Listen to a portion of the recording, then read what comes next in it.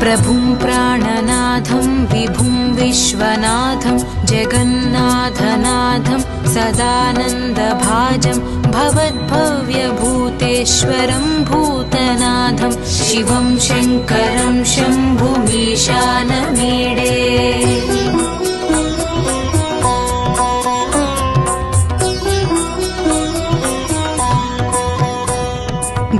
गळेरुण्डमालं तनौ सर्पजालं महाकालकालं गणेशादिपालं जटाजूटगङ्गोत्तरं गैर्विशालं शिवं शङ्करं शम्भुमीशानमीडे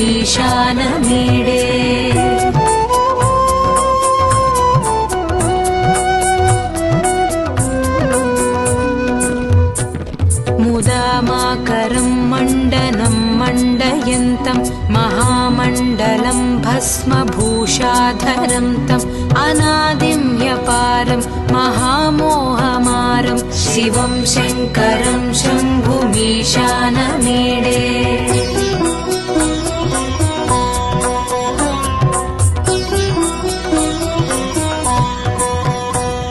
वटाधो निवासं महाटाट्टहासं महापापनाशं सदा सुप्रकाशं गिरीशं गणेशं सुरेशं महेशं शिवं शङ्करं शम्भुमीशानमीडे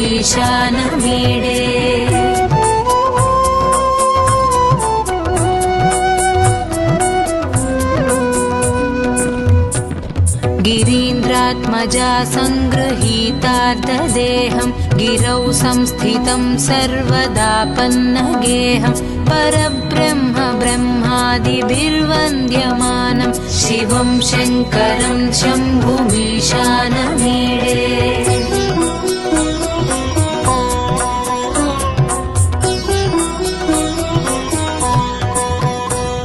कपालं त्रिशूलं कराभ्यां दधानं पदाम्भोजनं रायकामं ददानं बलिवर्धमानं सुराणां प्रधानं शिवं शङ्करं शम्भुमीशानमीडे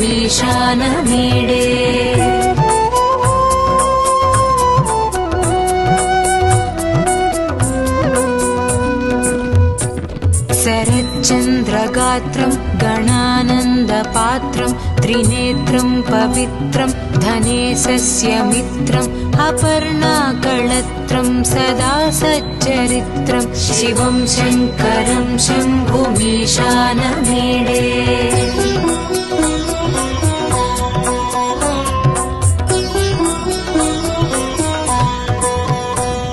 हरं सर्पहारं चिताभूविहारं भवं वेदसारं सदा निर्विकारं श्मशाने वसन्तं मनोजं दहन्तं शिवं शङ्करं शम्भुमीशानमीडे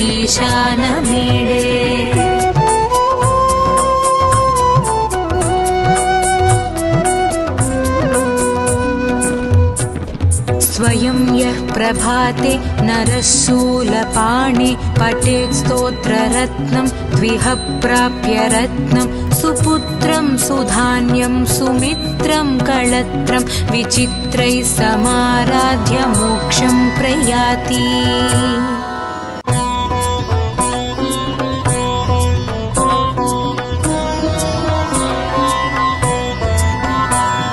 प्रभुं प्राणनाथं विभुं विश्वनाथं जगन्नाथनाथं सदानन्दभाजं भवद्भव्यभूतेश्वरं भूतनाथं शिवं शङ्करं शम्भुमीशानमीडे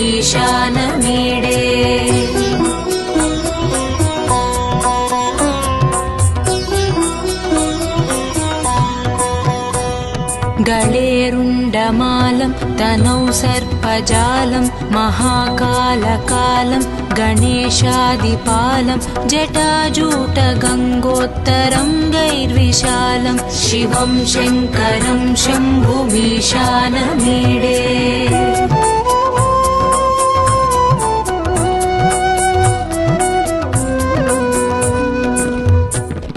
मुदामाकरं मण्डनं मण्डयन्तं महामण्डलं भस्मभूषाधरं तम् अनादिं ह्यपारं महामोहमारं शिवं शङ्करं शम्भुमीशानमीडे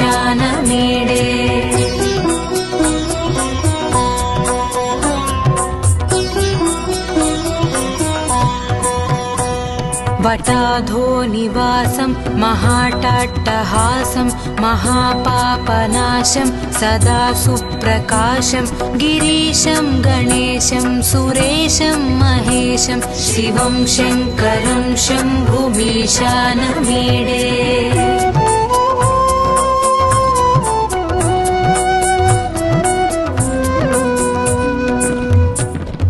गिरीन्द्रात्मजा सङ्गृहीतार्धदेहं गिरौ संस्थितं सर्वदापन्नगेहं परब्रह्म ब्रह्मादिभिर्वन्द्यमानं शिवं शङ्करं शम्भुमीशानमीडे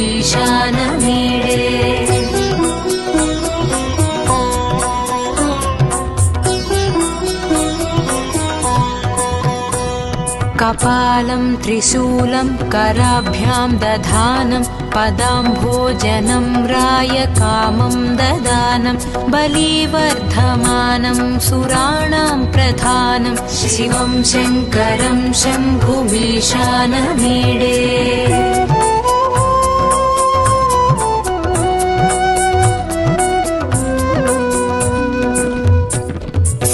शरच्चन्द्रगात्रं गणानन्दपात्रं त्रिनेत्रं पवित्रं धनेशस्य मित्रम् अपर्णाकळत्रं सदा सच्चरित्रं शिवं शङ्करं शम्भुमीशानमीडे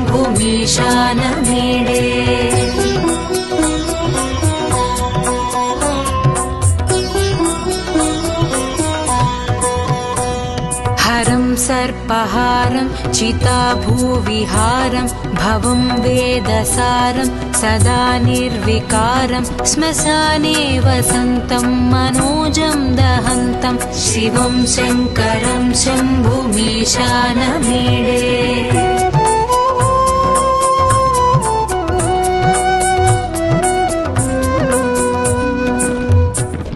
स्वयं यः प्रभाते नरः शूलपाणे पठेत् स्तोत्ररत्नं द्विह प्राप्य रत्नं सुपुत्रं सुधान्यं सुमित्रं कळत्रं विचित्रैः समाराध्य मोक्षं प्रयाति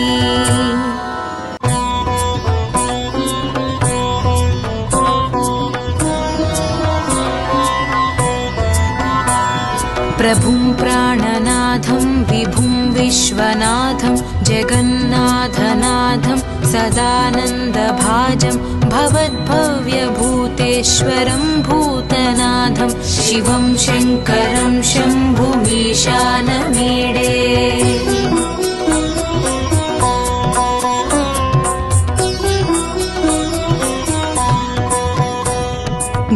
गळेरुण्डमालं तनौ सर्पजालं महाकालकालं गणेशादिपालं जटाजूटगङ्गोत्तरं गैर्विशालं शिवं शङ्करं शम्भुमीशानमीडे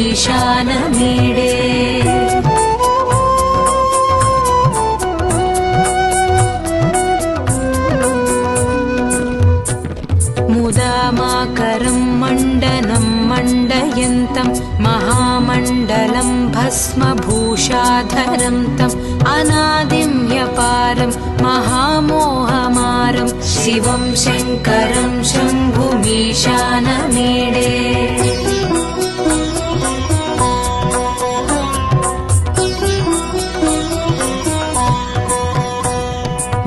वटाधोनिवासं महाटाट्टहासं महापापनाशं सदा सुप्रकाशं गिरीशं गणेशं सुरेशं महेशं शिवं शङ्करं शम्भुमीशानमीडे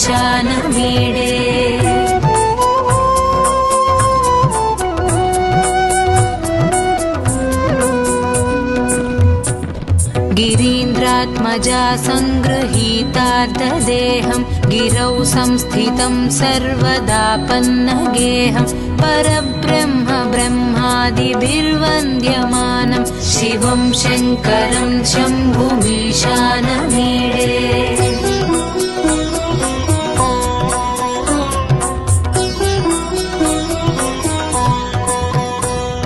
कपालं त्रिशूलं कराभ्यां दधानं पदाम्भोजनं रायकामं ददानं बलिवर्धमानं सुराणां प्रधानं शिवं शङ्करं शम्भुमीशानमीडे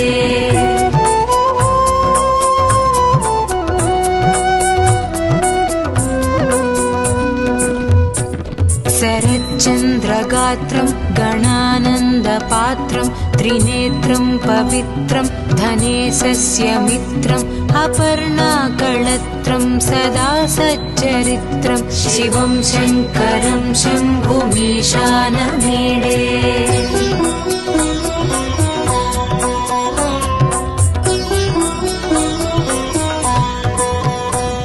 हरं सर्पहारं चिताभूविहारं भवं वेदसारं सदा निर्विकारं श्मशाने वसन्तं मनोजं दहन्तं शिवं शङ्करं शम्भुमीशानमीडे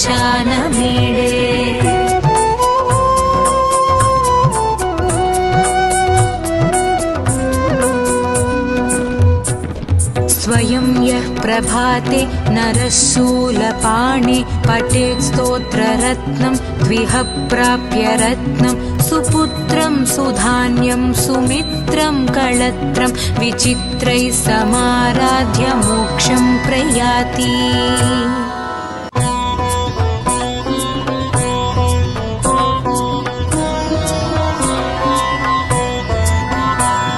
प्रभुं प्राणनाथं विभुं विश्वनाथं जगन्नाथनाथं सदानन्दभाजं भवद्भव्यभूतेश्वरं भूतनाथं शिवं शङ्करं शम्भुमीशानमीडे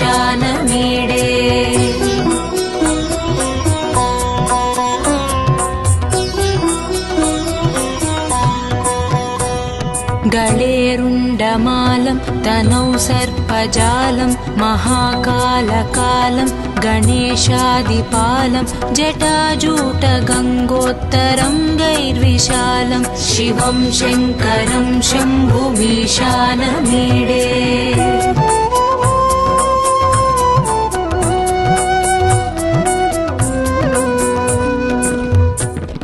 मुदामाकरं मण्डनं मण्डयन्तं महामण्डलं भस्मभूषाधरं तम् अनादिं ह्यपारं महामोहमारं शिवं शङ्करं शम्भुमीशानमीडे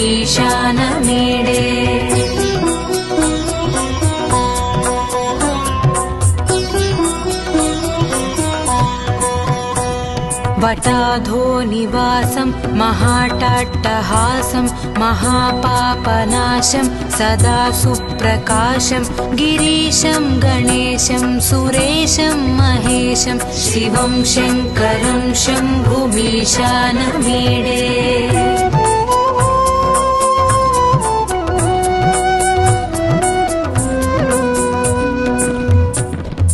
गिरीन्द्रात्मजा सङ्गृहीतार्धदेहं गिरौ संस्थितं सर्वदापन्नगेहं परब्रह्म ब्रह्मादिभिर्वन्द्यमानं शिवं शङ्करं शम्भुमीशानमीडे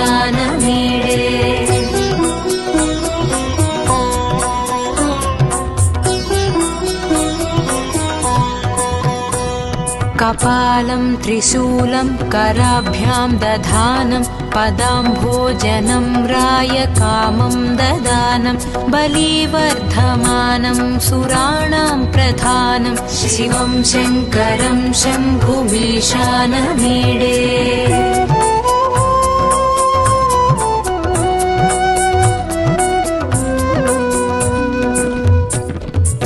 शरच्चन्द्रगात्रं गणानन्दपात्रं त्रिनेत्रं पवित्रं धनेशस्य मित्रम् अपर्णाकळत्रं सदा सच्चरित्रं शिवं शङ्करं शम्भुमीशानमीडे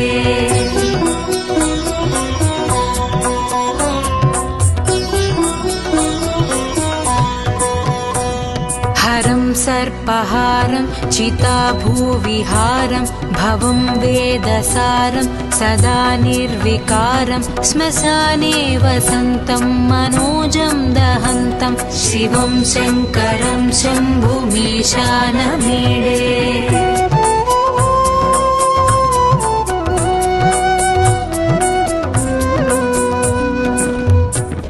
स्वयं यः प्रभाते नरः शूलपाणे पठेत् स्तोत्ररत्नं द्विह प्राप्य रत्नं सुपुत्रं सुधान्यं सुमित्रं कळत्रं विचित्रैः समाराध्य मोक्षं प्रयाति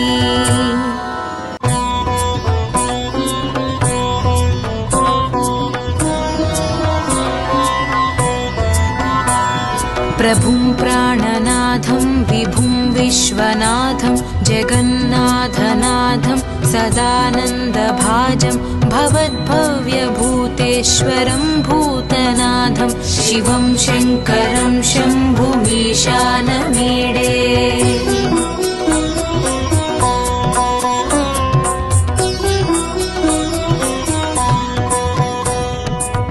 गळेरुण्डमालं तनौ सर्पजालं महाकालकालं गणेशादिपालं जटाजूटगङ्गोत्तरं गैर्विशालं शिवं शङ्करं शम्भुमीशानमीडे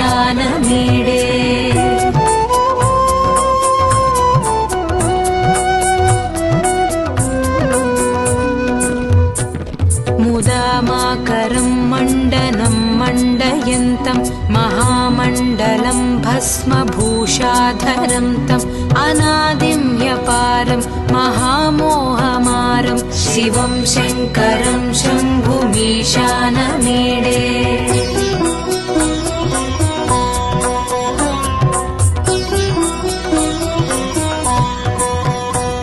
वटाधो निवासं महाटाट्टहासं महापापनाशं सदा सुप्रकाशं गिरीशं गणेशं सुरेशं महेशं शिवं शङ्करं शम्भुमीशानमीडे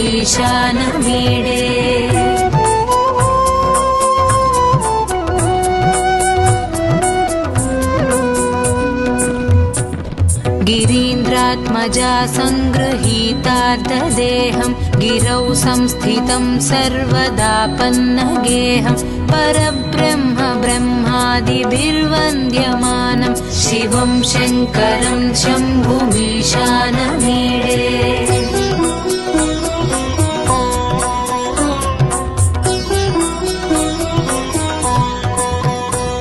कपालं त्रिशूलं कराभ्यां दधानं पदाम्भोजनं रायकामं ददानं बलिवर्धमानं सुराणां प्रधानं शिवं शङ्करं शम्भुमीशानमीडे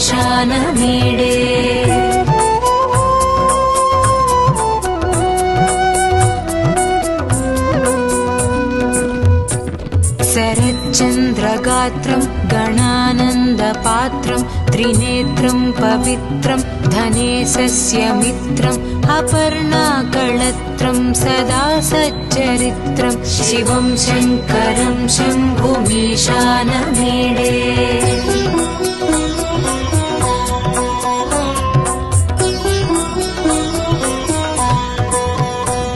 हरं सर्पहारं चिताभूविहारं भवं वेदसारं सदा निर्विकारं श्मशाने वसन्तं मनोजं दहन्तं शिवं शङ्करं शम्भुमीशानमीडे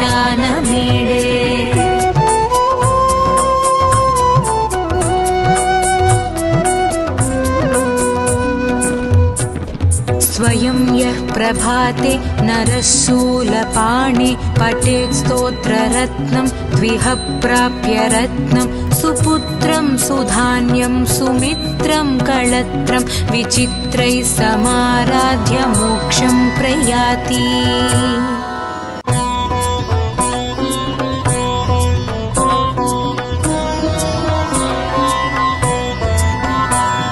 प्रभुं प्राणनाथं विभुं विश्वनाथं जगन्नाथनाथं सदानन्दभाजं भवद्भव्यभूतेश्वरं भूतनाथं शिवं शङ्करं शम्भुमीशानमीडे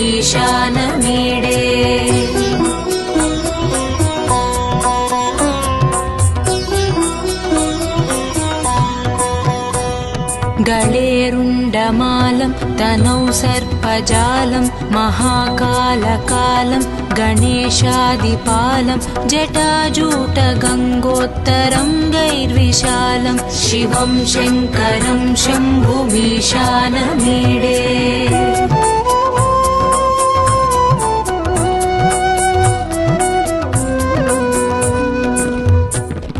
मुदामाकरं मण्डनं मण्डयन्तं महामण्डलं भस्मभूषाधरं तम् अनादिं ह्यपारं महामोहमारं शिवं शङ्करं शम्भुमीशानमीडे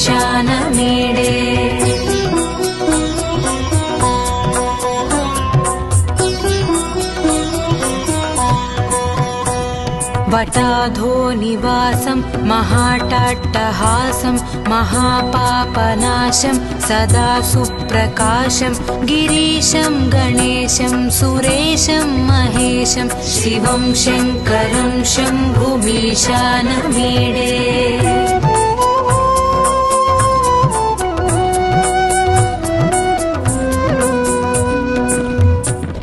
गिरीन्द्रात्मजा सङ्गृहीतार्धदेहं गिरौ संस्थितं सर्वदापन्नगेहं परब्रह्म ब्रह्मादिभिर्वन्द्यमानं शिवं शङ्करं शम्भुमीशानमीडे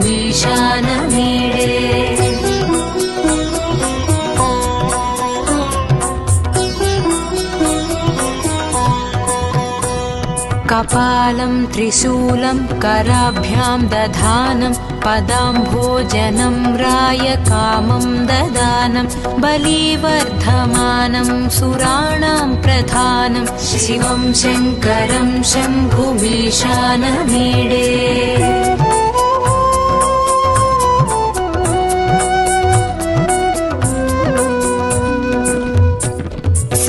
शरच्चन्द्रगात्रं गणानन्दपात्रं त्रिनेत्रं पवित्रं धनेशस्य मित्रम् अपर्णाकळत्रं सदा सच्चरित्रं शिवं शङ्करं शम्भुमीशानमीडे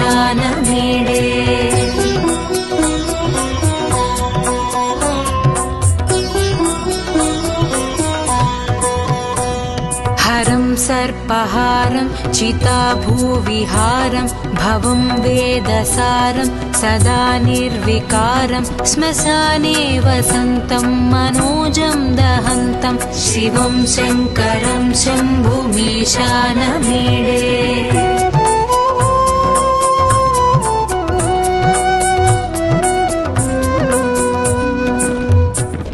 स्वयं यः प्रभाते नरः शूलपाणे पठेत् स्तोत्ररत्नं द्विह प्राप्य रत्नं सुपुत्रं सुधान्यं सुमित्रं कळत्रं विचित्रैः समाराध्य मोक्षं प्रयाति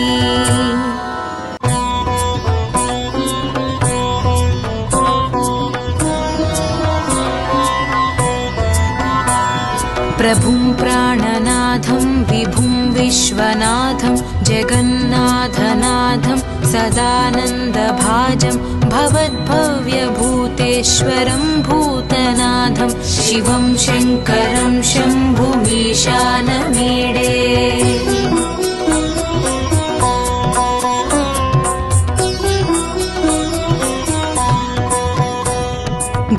गळेरुण्डमालं तनौ सर्पजालं महाकालकालं गणेशादिपालं जटाजूटगङ्गोत्तरं गैर्विशालं शिवं शङ्करं शम्भुमीशानमीडे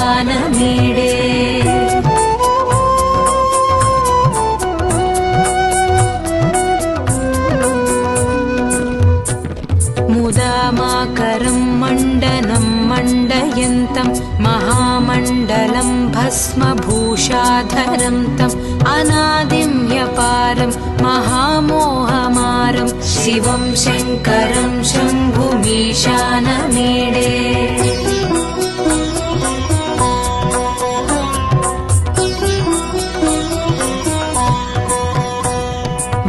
वटाधोनिवासं महाटाट्टहासं महापापनाशं सदा सुप्रकाशं गिरीशं गणेशं सुरेशं महेशं शिवं शङ्करं शम्भुमीशानमीडे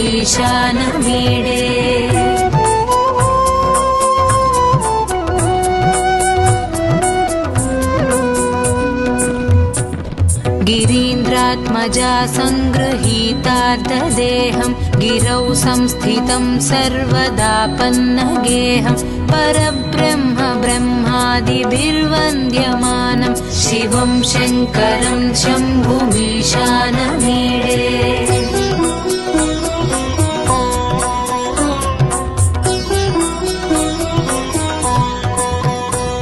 कपालं त्रिशूलं कराभ्यां दधानं पदाम्भोजनं रायकामं ददानं बलिवर्धमानं सुराणां प्रधानं शिवं शङ्करं शम्भुमीशानमीडे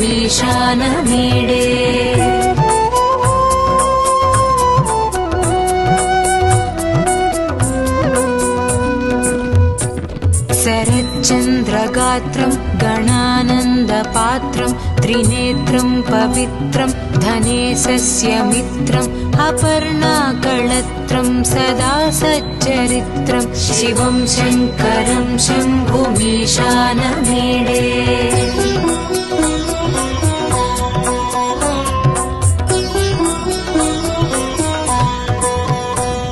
हरं सर्पहारं चिताभूविहारं भवं वेदसारं सदा निर्विकारं श्मशाने वसन्तं मनोजं दहन्तं शिवं शङ्करं शम्भुमीशानमीडे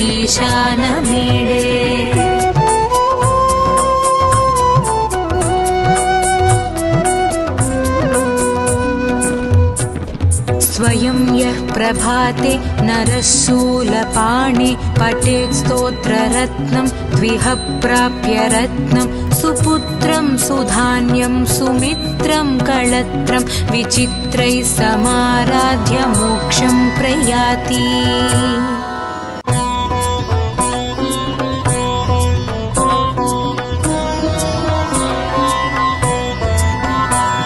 प्रभुं प्राणनाथं विभुं विश्वनाथं जगन्नाथनाथं सदानन्दभाजं भवद्भव्यभूतेश्वरं भूतनाथं शिवं शङ्करं शम्भुमीशानमीडे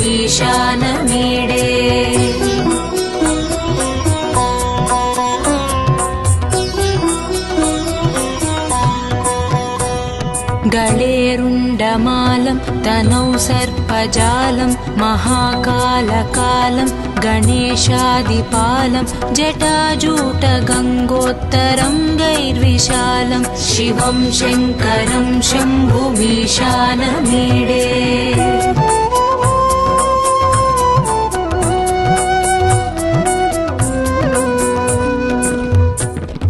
मुदामाकरं मण्डनं मण्डयन्तं महामण्डलं भस्मभूषाधरं तम् अनादिं ह्यपारं महामोहमारं शिवं शङ्करं शम्भुमीशानमीडे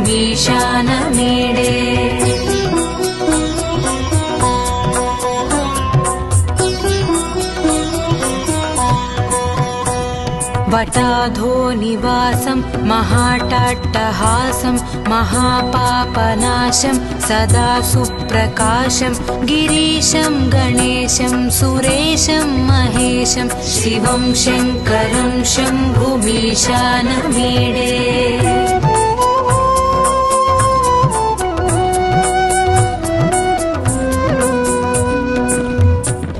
गिरीन्द्रात्मजा सङ्गृहीतार्धदेहं गिरौ संस्थितं सर्वदापन्नगेहं परब्रह्म ब्रह्मादिभिर्वन्द्यमानं शिवं शङ्करं शम्भुमीशानमीडे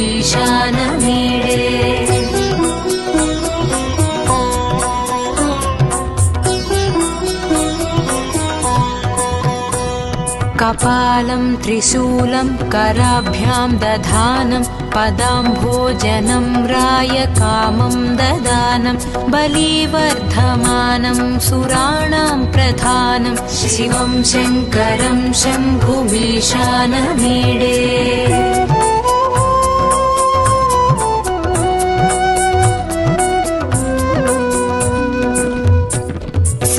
शरच्चन्द्रगात्रं गणानन्दपात्रं त्रिनेत्रं पवित्रं धनेशस्य मित्रम् अपर्णाकळत्रं सदा सच्चरित्रं शिवं शङ्करं शम्भुमीशानमीडे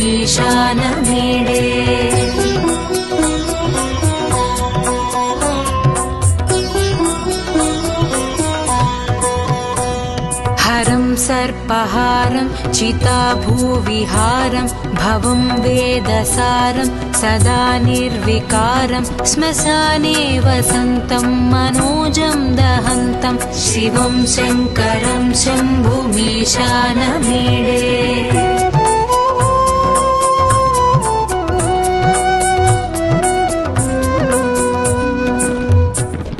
स्वयं यः प्रभाते नरः शूलपाणे पठेत् स्तोत्ररत्नं द्विह प्राप्य रत्नं सुपुत्रं सुधान्यं सुमित्रं कळत्रं विचित्रैः समाराध्य मोक्षं प्रयाति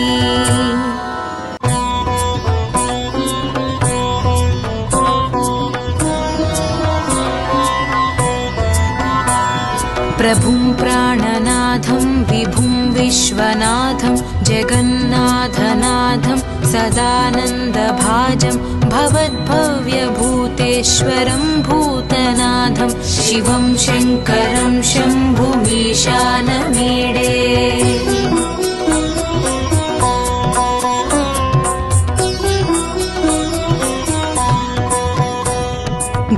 गळेरुण्डमालं तनौ सर्पजालं महाकालकालं गणेशादिपालं जटाजूटगङ्गोत्तरं गैर्विशालं शिवं शङ्करं शम्भुमीशानमीडे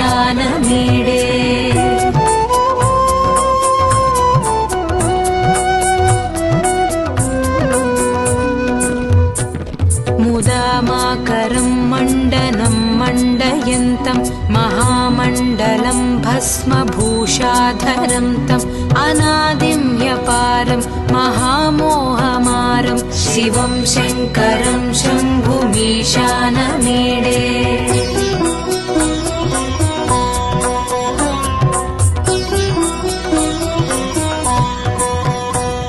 वटाधो निवासं महाटाट्टहासं महापापनाशं सदा सुप्रकाशं गिरीशं गणेशं सुरेशं महेशं शिवं शङ्करं शम्भुमीशानमीडे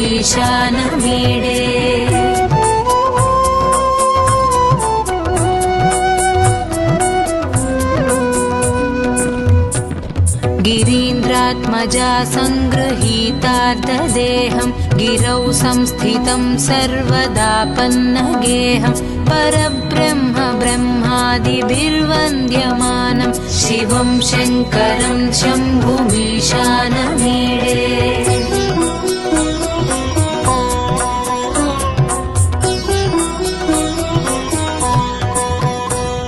कपालं त्रिशूलं कराभ्यां दधानं पदाम्भोजनं रायकामं ददानं बलिवर्धमानं सुराणां प्रधानं शिवं शङ्करं शम्भुमीशानमीडे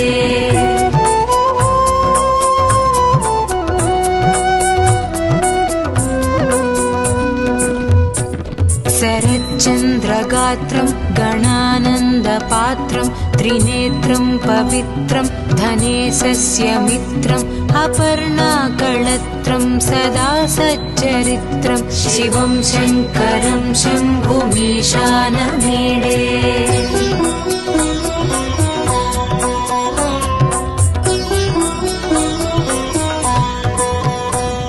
हरं सर्पहारं चिताभूविहारं भवं वेदसारं सदा निर्विकारं श्मशाने वसन्तं मनोजं दहन्तं शिवं शङ्करं शम्भुमीशानमीडे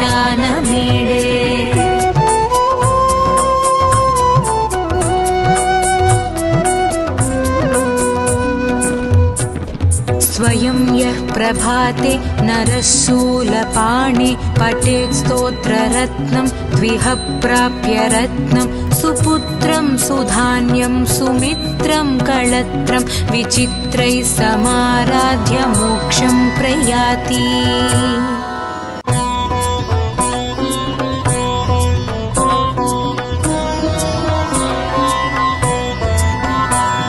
प्रभुं प्राणनाथं विभुं विश्वनाथं जगन्नाथनाथं सदानन्दभाजं भवद्भव्यभूतेश्वरं भूतनाथं शिवं शङ्करं शम्भुमीशानमीडे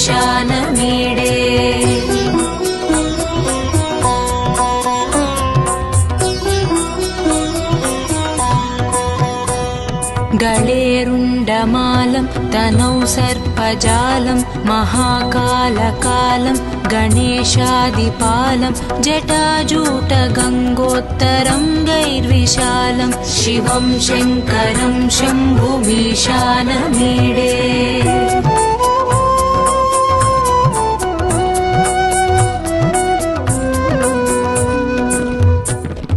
मुदामाकरं मण्डनं मण्डयन्तं महामण्डलं भस्मभूषाधरं तम् अनादिं ह्यपारं महामोहमारं शिवं शङ्करं शम्भुमीशानमीडे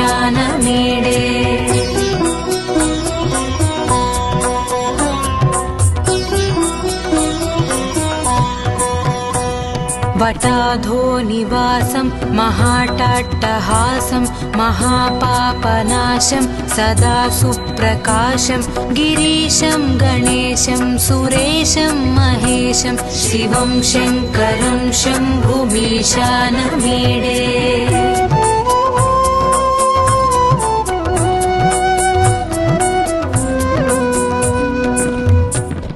गिरीन्द्रात्मजा सङ्गृहीतार्धदेहं गिरौ संस्थितं सर्वदापन्नगेहं परब्रह्म ब्रह्मादिभिर्वन्द्यमानं शिवं शङ्करं शम्भुमीशानमीडे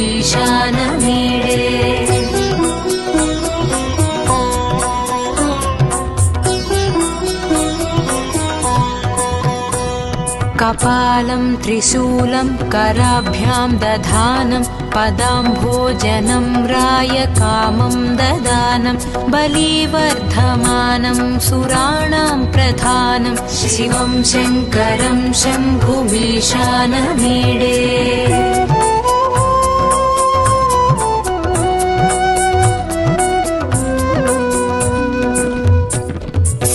शरच्चन्द्रगात्रं गणानन्दपात्रं त्रिनेत्रं पवित्रं धनेशस्य मित्रम् अपर्णाकळत्रं सदा सच्चरित्रं शिवं शङ्करं शम्भुमीशानमीडे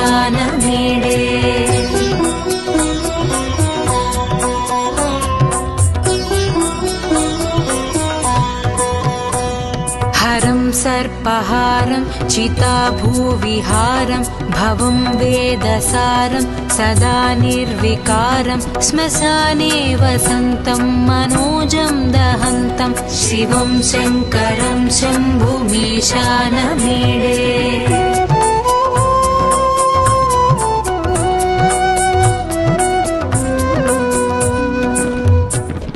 स्वयं यः प्रभाते नरः शूलपाणे पठेत् स्तोत्ररत्नं द्विह प्राप्य रत्नं सुपुत्रं सुधान्यं सुमित्रं कळत्रं विचित्रैः समाराध्य मोक्षं प्रयाति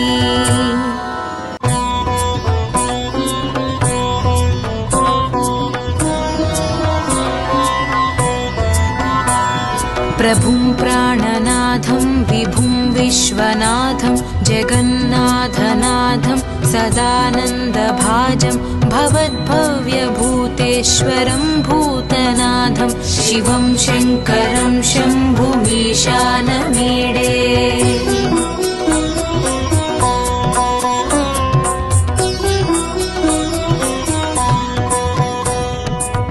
गळेरुण्डमालं तनौ सर्पजालं महाकालकालं गणेशादिपालं जटाजूटगङ्गोत्तरं गैर्विशालं शिवं शङ्करं शम्भुमीशानमीडे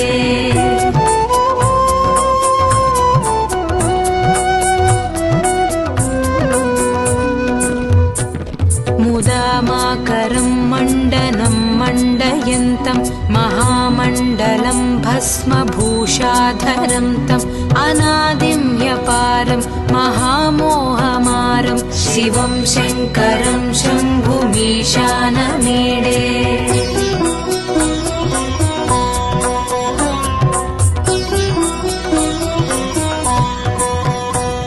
वटाधो निवासं महाटाट्टहासं महापापनाशं सदा सुप्रकाशं गिरीशं गणेशं सुरेशं महेशं शिवं शङ्करं शम्भुमीशानमीडे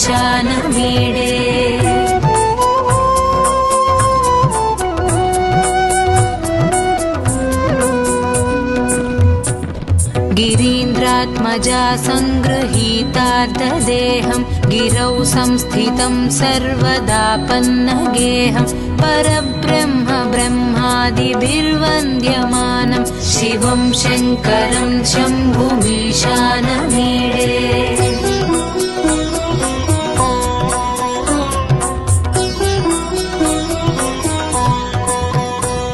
कपालं त्रिशूलं कराभ्यां दधानं पदाम्भोजनं रायकामं ददानं बलिवर्धमानं सुराणां प्रधानं शिवं शङ्करं शम्भुमीशानमीडे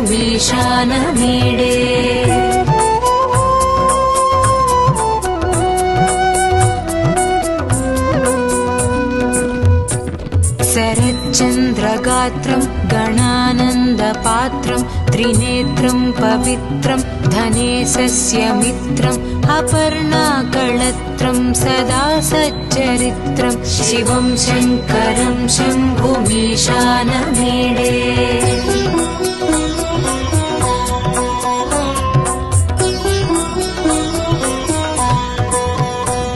हरं सर्पहारं चिताभूविहारं भवं वेदसारं सदा निर्विकारं श्मशाने वसन्तं मनोजं दहन्तं शिवं शङ्करं शम्भुमीशानमीडे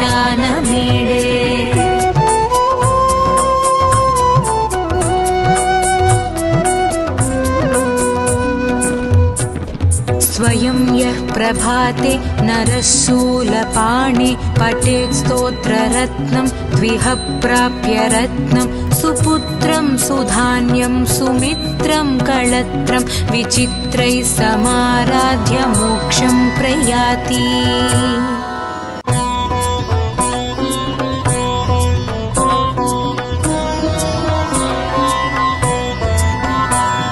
प्रभुं प्राणनाथं विभुं विश्वनाथं जगन्नाथनाथं सदानन्दभाजं भवद्भव्यभूतेश्वरं भूतनाथं शिवं शङ्करं शम्भुमीशानमीडे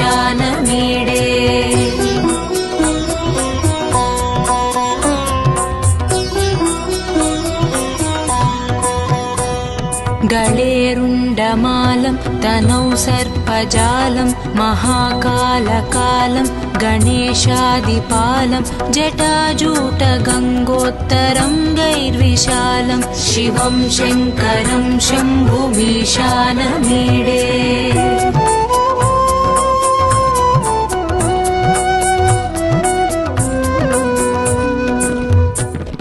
मुदामाकरं मण्डनं मण्डयन्तं महामण्डलं भस्मभूषाधरं तम् अनादिं ह्यपारं महामोहमारं शिवं शङ्करं शम्भुमीशानमीडे शम्भुमीशानमीडे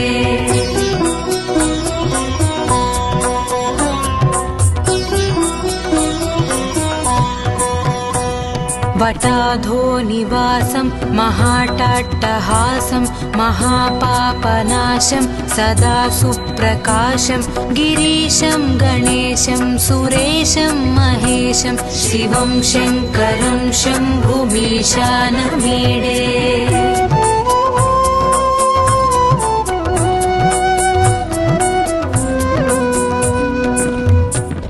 गिरीन्द्रात्मजा सङ्गृहीतार्धदेहं गिरौ संस्थितं सर्वदापन्नगेहं परब्रह्म ब्रह्मादिभिर्वन्द्यमानं शिवं शङ्करं शम्भुमीशानमीडे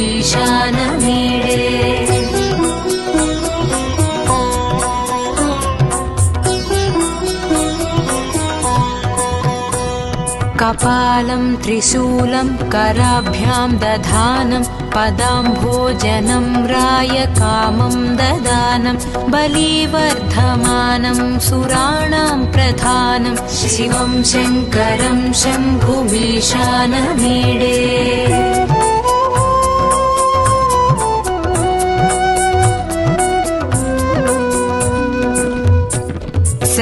शरच्चन्द्रगात्रं गणानन्दपात्रं त्रिनेत्रं पवित्रं धनेशस्य मित्रम् अपर्णाकळत्रं सदा सच्चरित्रं शिवं शङ्करं शम्भुमीशानमीडे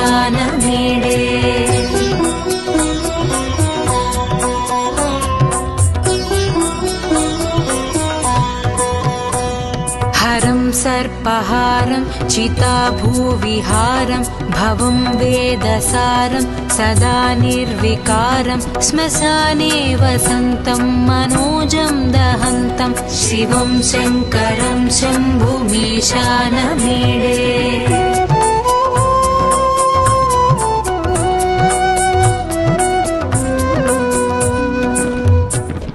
स्वयं यः प्रभाते नरः शूलपाणे पठेत् स्तोत्ररत्नं द्विह प्राप्य रत्नं सुपुत्रं सुधान्यं सुमित्रं कळत्रं विचित्रैः समाराध्य मोक्षं प्रयाति।